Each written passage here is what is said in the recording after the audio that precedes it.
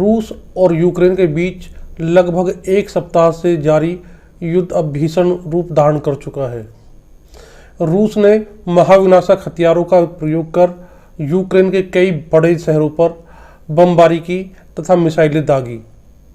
शुरू में कमज़ोर दिखाई दे रहा यूक्रेन जवाबी हमले कर रहा है।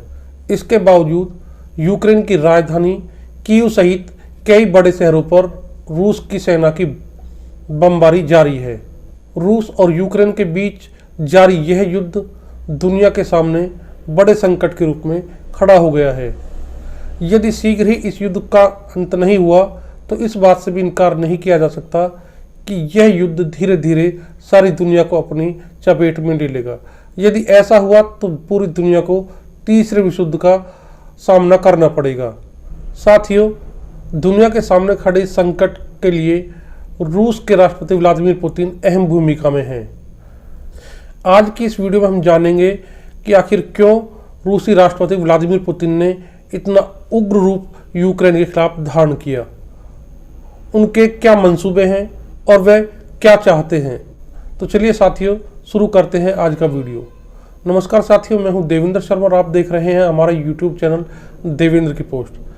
साथियों, जैसा पहले हम बता चुके हैं कि साल 1991 में सोवियत संघ का विघटन हुआ और दुनिया के मानचित्र पर 15 नए देश अस्तित्व में आए। इनमें यूक्रेन भी एक है। साथियों, जिस समय सोवियत संघ का विघटन हुआ उस समय रूस के वर्तमान राष्ट्रपति व्लादिमीर पुतिन रूस की गुप्तचर एजेंसी केजीबी के लिए काम करते थे। सोवियत संघ के विघटन के समय वे दूसरे देशों में तैनात थे। सोवियत संघ के विघटन की खबर सुनकर वह देश वापस लौट आए। सोवियत संघ के विघटन की घटना का व्लादिमीर पुतिन पर गहरा प्रभाव पड़ा। व्लादिमीर पुतिन का जन्म 7 अक्टूबर 1952 को हुआ।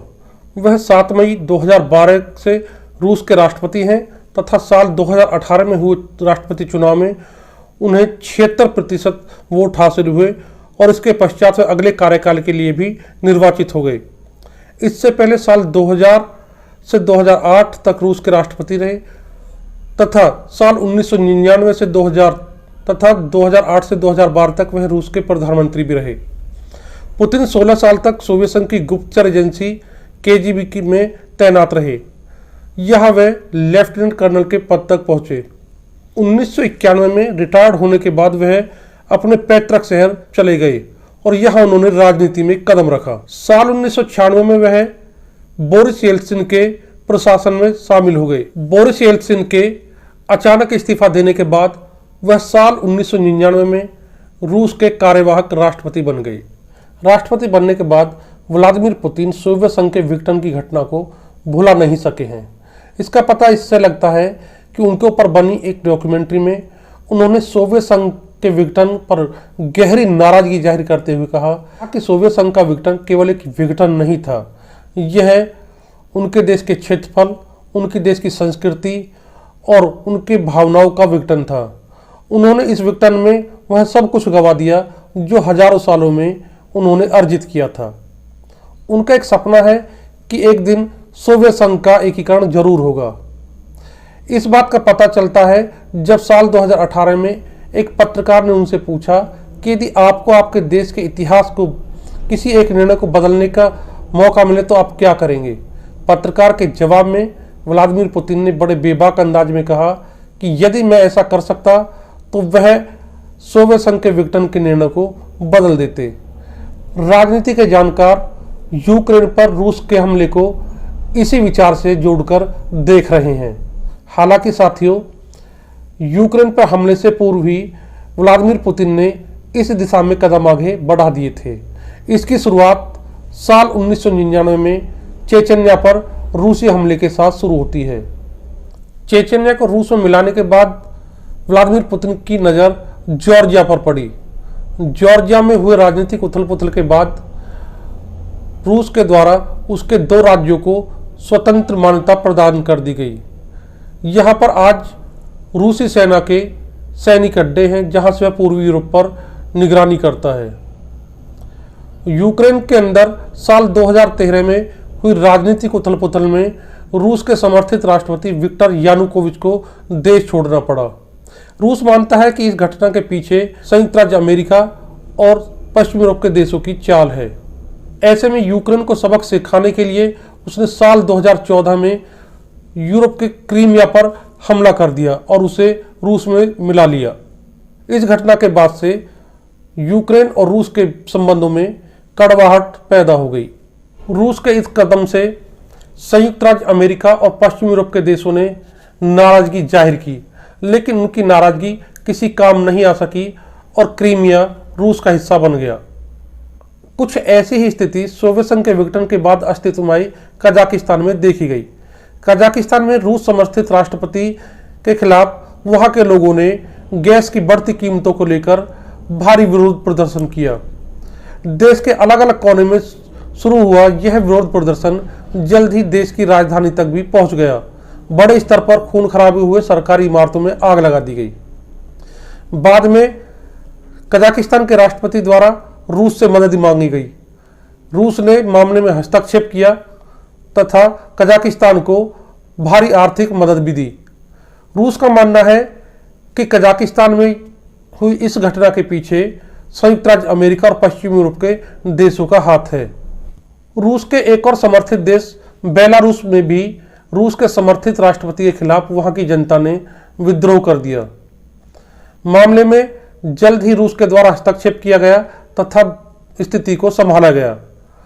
इतना ही नहीं, बेलारूस को रूस के द्वारा आर्थिक मदद भी दी गई। साथियों, रूस का सीधा सिद्धांत है कि जो भी उसके पड़ोसी देश उसके समर्थक हैं वह उनकी हर हद तक जाकर मदद करेगा, और यदि कोई देश संयुक्त राज्य अमेरिका तथा पश्चिमी यूरोप के देश ब्रिटेन, फ्रांस, स्पेन या अन्य के साथ दोस्ताना संबंध रखेगा तथा अपने यहाँ उन देशों की गतिविधियों को बढ़ावा देगा, वह रूस का दुश्मन होगा। लेकिन इसके बावजूद रूस के कुछ पड़ोसी देशों ने संयुक्त राज्य अमेरिका तथा पश्चिमी यूरोप के देशों के साथ अपनी करीबी बढ़ानी शुरू रखी। इनमें यूक्रेन बहुत आगे तक बढ़ गया। कई बार रूस के द्वारा यूक्रेन को चेतावनी दी गई, लेकिन यूक्रेन ने संयुक्त राज्य अमेरिका तथा पश्चिमी यूरोप देशों की मित्रता के आगे रूस की चेतावनी को अनदेखा कर दिया। वर्तमान में यूक्रेन और रूस के बीच जारी भीषण युद्ध इसी का परिणाम है। साथियों, यदि वर्तमान में रूस और यूक्रेन के बीच जारी युद्ध में रूस को सफलता मिल भी जाती है तो अभी यह कहना जल्दबाजी ही होगी कि रूस यहीं रुक जाएगा, क्योंकि अभी भी रूस के पड़ोस में स्थित कुछ देश संयुक्त राज्य अमेरिका और पश्चिमी यूरोप देशों के साथ साथ सैनिक संगठन नाटो के साथ करीबी रखते हैं। ऐसे में एस्टोनिया, लातविया, लिथुआनिया और मोल्दोवा रूस के निशाने पर हो सकते हैं। जैसा हम पूर्व में भी चर्चा कर चुके हैं कि रूस अपनी एकता और अखंडता के लिए संयुक्त राज्य अमेरिका तथा पश्चिमी यूरोप के देशों के सैनिक संगठन नाटो को खतरा मानता है। ऐसे में वह कतई नहीं चाहेगा कि उसके पड़ोस के किसी देश में नाटो, पश्चिमी यूरोप के देशों के संगठन तथा संयुक्त राज्य अमेरिका की गतिविधियां बढ़ें। इससे पता चलता है कि रूस अपने पड़ोस के देशों में, विशेषकर सोवियत संघ से अलग हुए गणराज्यों में अपना प्रभुत्व कायम रखना चाहता है। भले ही रूस संयुक्त राज्य अमेरिका, पश्चिमी यूरोप के देशों और विरोधी सैनिक संगठन नाटो से अपनी एकता और अखंडता के खतरे की दुहाई देता हो, लेकिन अपने पड़ोसी देशों में अपने प्रभुत्व को कायम रखकर रूस पूर्व के सोवियत संघ के एकीकरण की दिशा में कदम बढ़ा रहा है। ऐसा करके वह इतिहास को पलटने का प्रयास कर रहा है। साथियों, इतिहास को पलटकर सोवियत संघ के एकीकरण की दिशा में व्लादिमीर पुतिन द्वारा किया गया विचार इतना आसान दिखाई नहीं देता है। यदि वह इस दिशा में कदम बढ़ाता है, सारी दुनिया के सामने भीषण संकट खड़ा कर देगा।